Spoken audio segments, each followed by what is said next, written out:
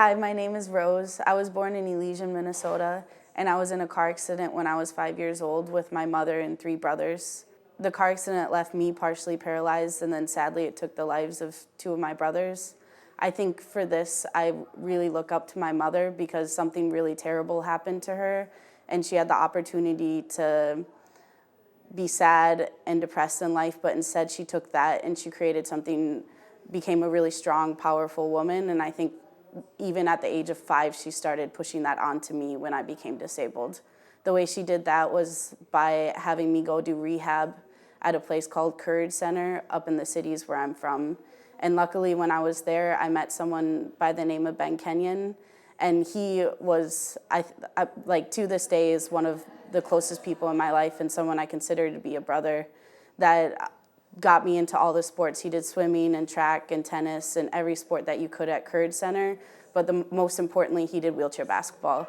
And I think when I was younger, it was his favorite sport, and I looked up to him so much that it became my favorite sport. But I also think that I became so involved in wheelchair basketball because it kind of picked me. I made the national team when I was so young that I didn't really have a say in what I was doing. I made the national team when I was 15 years old.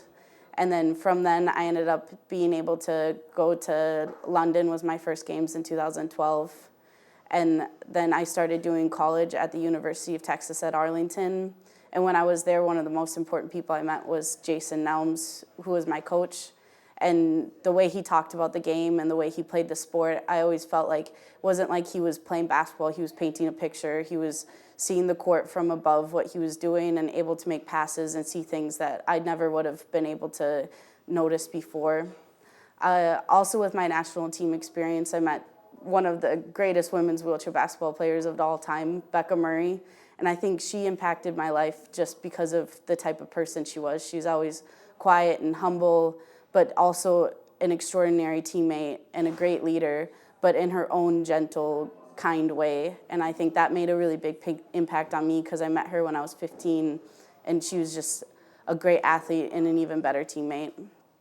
After college, I went to Spain. I got to play abroad for 3 years over there. And I think with that team, everyone that I played with really had a big impact on me.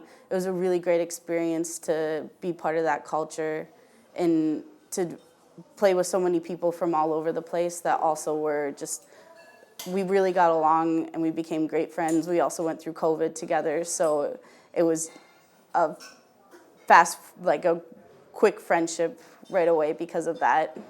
And then from then, I've been lucky enough to be able to come to RSV Lahn-Dill and get to play under some players, with some players that are amazing, like Tommy Bomer or Simon Brown. But for me, I also think it's awesome to play under Janet, because my first team when I was 15 years old, I was playing against her when she was on the Canadian national team.